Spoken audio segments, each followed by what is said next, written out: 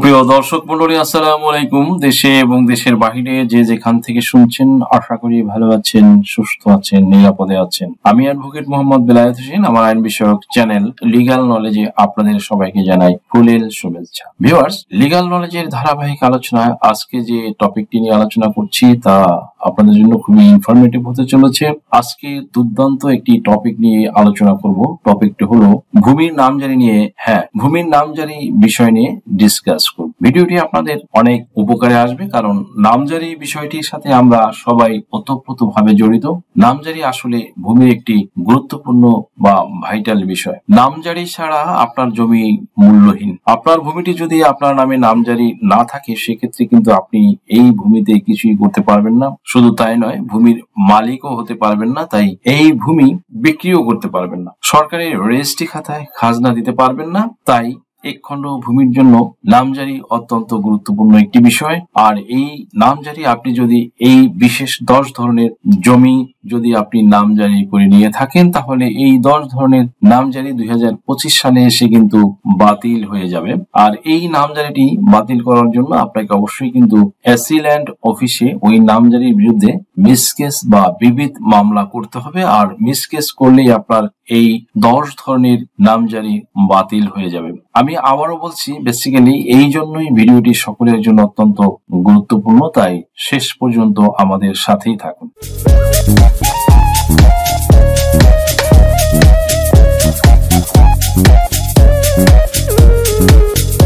সুপ্রিয় দর্শক মন্ডলী, এবার আসা যাক কোন 10 ধরনের জমির নামজারি বাতিল হয়ে যাবে।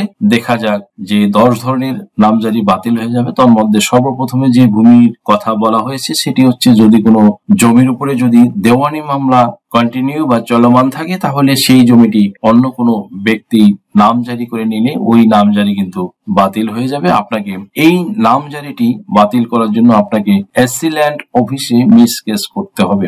সে ফর লাইক, ধরুন আপনাকে আদালতে একটি মামলা চলমান আছে, কিন্তু এই মামলার এক পক্ষ ভূমি অফিসের তহসিলদারকে উৎকোচ দিয়ে, ঘুষ দিয়ে অ্যাসিল্যান্ড অফিসের সাথে যোগ সাজস করে উক্ত ভূমির নামজারি করে নিলেন। কিন্তু অপরপক্ষ যদি এই নামজারিটি বাতিল করার জন্য মামলা রুজু করে দেয়, তাহলে কিন্তু এই মিসকেসের মাধ্যমে ভূমিটির নামজারিটি বাতিল হয়ে যাবে। দ্যাট মিনস নামজারি আর থাকবে না। সুপ্রিয় দর্শক মন্ডলী, সেকেন্ড থিং যে নিয়মটি আছে সেটি হচ্ছে, ভূমির দখলে না থাকতেই আপনি একটি জমির নামজারি করে নিয়েছেন এবং দেখা গেছে যে উক্ত জমিটির দখলে অন্য কোনো ব্যক্তি রয়েছে, আপনি কিন্তু এই নামজারি টিকিয়ে রাখতে পারবেন না। দ্যাট মিনস সাস্টেইন করতে পারবেন না। যে ব্যক্তি ভূমির দখলে আছে সে ব্যক্তি যদি এই নামজারিটি বাতিল করার জন্য অ্যাসিল্যান্ড অফিসে মামলা রুজু করে দেয়, তাহলে আপনার নামজারিটি বাতিল হয়ে যাবে। একটি কথা মনে রাখবেন যে নামজারি আপনাকে টিকিয়ে রাখতে হলে ভূমি অবশ্যই আপনাকে দখলে থাকতে হবে। এরপর যে নামজারির কথা আছে সেটি হচ্ছে, অংশের থেকে বেশি জমি নামজারি করলে আপনি একটি ভূমির 3% জমির অংশের অধিকারী, বাট দেখা গেল যে আপনি যদি তদস্থলে 5% জমি ফ্র্যাডুল্যান্ড করে বা প্রতারণা করে নামজারি করে নেন, তাহলে কিন্তু আপনার নামজারিটি বাতিল হয়ে যাবে। আপনার নামে করা নামজারিটি আর থাকবে না।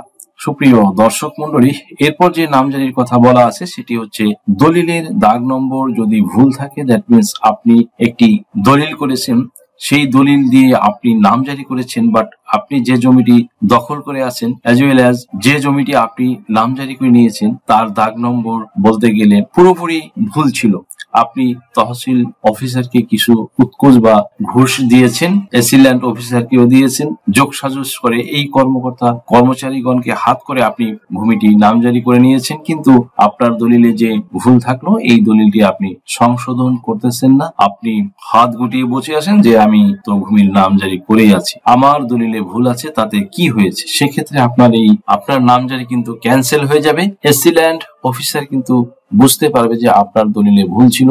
আপনার দলিলটি যখন আবার অ্যাসিল্যান্ড অফিসার দেখবে, তখন কিন্তু আপনার নামজারিটি বাতিল হয়ে যাবে। সুপ্রিয় দর্শক মন্ডলী, এরপর যে জমির নামজারি পাবেন না সেটি হচ্ছে অর্পিত সম্পত্তি। অর্পিত সম্পত্তি আবার দুই ধরনের হয়ে থাকে, ক তফসিলভুক্ত সম্পত্তি এবং খ তফসিলভুক্ত সম্পত্তি। ক তফসিলভুক্ত সম্পত্তিগুলো লিজ দেওয়া হয়, এই সম্পত্তিগুলো সরকারের সম্পত্তি, আর খ তফসিলভুক্ত সম্পত্তিগুলো মালিকানা সম্পত্তি। খ তফসিলভুক্ত সম্পত্তিগুলো ভূমির মালিক গিয়ে যদি কাগজপত্র দেখায় তাহলে কিন্তু এই ভূমিগুলো নামজারি দিয়ে দেবে, কিন্তু খ তফসিলভুক্ত সম্পত্তিগুলো, এই সম্পত্তিগুলো হচ্ছে সরকারি সম্পত্তি, এই সম্পত্তিগুলো কিন্তু আপনি নামজারি করাতে পারবেন না। আপনি ভূমি অফিসের কর্মকর্তা কর্মচারীগণকে যদি টাকা পয়সা ঘুষ দিয়েও নামজারি করে থাকেন তাহলে এই ক তফসিলভুক্ত সম্পত্তিগুলো অটোমেটিক্যালি নামজারি বাতিল হয়ে যাবে। এরপর যে সম্পত্তি আসে সেটি হচ্ছে খাস সম্পত্তি। খাস সম্পত্তি কিন্তু আপনি কখনোই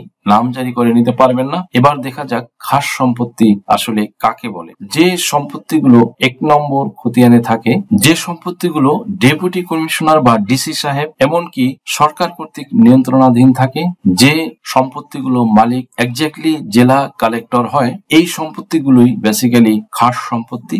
এই সম্পত্তিগুলো আপনি কখনোই নামজারি করে নিতে পারবেন না। আর সম্পত্তি খাস হয় 1950 সালের রাষ্ট্রীয় অধিগ্রহণ ও প্রজাস্বত্ব আইনের সেকশন 86, 87, 90, 91 and 92 অনুযায়ী সবগুলো খাস হয়ে যায়। এরপর হচ্ছে আপনার যে সম্পত্তিগুলোর নামজারি বাতিল হয়ে যায় এবং যে সম্পত্তিগুলো নামজারি আপনি কখনোই পাবেন না তা হচ্ছে যে কোনো সংস্থার সম্পত্তি। সংস্থার সম্পত্তি বলতে রেলওয়ের সম্পত্তি, পানি উন্নয়ন বোর্ডের সম্পত্তি কিংবা কোনো পাবলিক বিশ্ববিদ্যালয়ের সম্পত্তি। এই সংস্থার সম্পত্তিগুলো কিন্তু আপনি নামজারি করে নিতে পারবেন না। Not only that but also নামজারি দেওয়া হবে না। আপনি যদি নামজারি করেও থাকেন এই নামজারিগুলো কিন্তু আলটিমেটলি বাতিল হয়ে যাবে। সুপ্রিয় দর্শক মন্ডলী, ভূমি অফিসে একটি লিস্ট আছে, অনলাইনে একটি লিস্ট আছে। আপনি ভূমিটি যখন নামজারি করতে যাবেন তখন অনলাইনে যে লিস্ট আছে আপনার দাগ নম্বর দিয়ে সার্চ দিলেই কিন্তু আপনার সেটি দৃষ্টিগোচর হয়ে যাবে যে এই সম্পত্তিটি রেলওয়ের সম্পত্তি, পানি উন্নয়ন বোর্ডের সম্পত্তি না কোনো সংস্থার সম্পত্তি, প্রতিষ্ঠানের সম্পত্তি। এই সম্পত্তিগুলো আপনি কোনো অবস্থাতেই নামজারি করতে পারবেন না, আপনাকে কোনোভাবেই নামজারি দেওয়া হবে না। এই সম্পত্তিগুলো আপনি যদি নামজারি করে থাকেন তাহলে এই নামজারিগুলো আলটিমেটলি বাতিল হয়ে যাবে। এরপরে যে সম্পত্তির কথা বলা আছে তা হচ্ছে যে সম্পত্তির আপনি নামজারি পাবেন না সেটি হচ্ছে রেকর্ডবিহীন জমি, অর্থাৎ সর্বশেষ রেকর্ড যদি আপনার না থাকে, আপনার এলাকায় যে রেকর্ড অনুযায়ী খাজনা নেওয়া হচ্ছে সে রেকর্ড অনুযায়ী ভূমি উন্নয়ন কর বা এলডিটি বা ল্যান্ড ডেভেলপমেন্ট ট্যাক্স দেওয়া হচ্ছে, এই রেকর্ড যদি আপনার না থাকে তাহলে কিন্তু এই সম্পত্তি আপনি কোনো অবস্থাতেই নামজারি পাবেন না। আপনাকে কোনো অবস্থাতে এই সম্পত্তির নামজারি দেওয়া হবে না। আপনি যদি রেকর্ডীয় সম্পত্তির নামজারি ইতিপূর্বে করে থাকেন তাহলে এই নামজারিটি কিন্তু বাতিল হয়ে যাবে।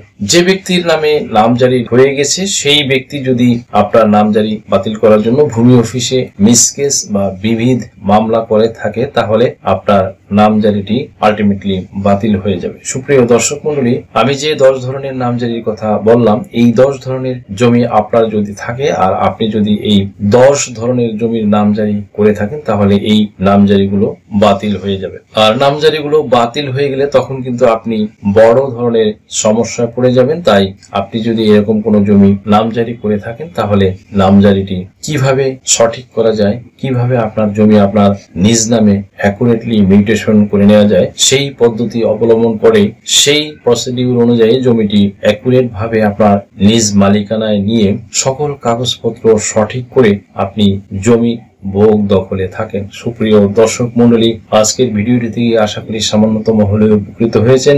যদি ভিডিওটি আপনাদের সামান্যতম উপকার আসে তাহলে রিকোয়েস্ট করব চ্যানেলটি লাইক, শেয়ার, কমেন্টস এবং সাবস্ক্রাইব করে পাশে থাকা বেল আইকনটি প্রেস করে দিন যাতে পরবর্তী ভিডিওর নোটিফিকেশনটি খুব সহজেই পেয়ে যান। সো আজকের মতো এখানে শেষ করছি। দেখা হবে অন্য কোনো দিন, অন্য কোনো ভিডিওতে, অন্য কোনো আইনি কন্টেন্ট নিয়ে। সেই পর্যন্ত সকলে ভালো থাকুন, সুস্থ থাকুন, নিরাপদে থাকুন। আবারও সবাইকে ধন্যবাদ ধন্যবাদ জানিয়ে এখানেই শেষ করছি। আল্লাহ হাফেজ। আপনার কি নাম ও বয়স সংশোধনের জন্য হলফনামা প্রয়োজন? এনআইডি, সার্টিফিকেট, পাসপোর্ট, জন্ম নিবন্ধন, দলিলের ভুল সংশোধনের হলফনামা, ধর্ম পরিবর্তনের জন্য হলফনামা, তালাক প্রত্যাহারের জন্য হলফনামা, যৌথ বিবাহের হলফনামা, রেজিস্ট্রি সহ কোর্ট ম্যারেজ, এছাড়া অন্য সকল ধরনের হলফনামা কিংবা এফিডেভিট নিতে আজই ডায়াল করুন 01724583880 নাম্বারে।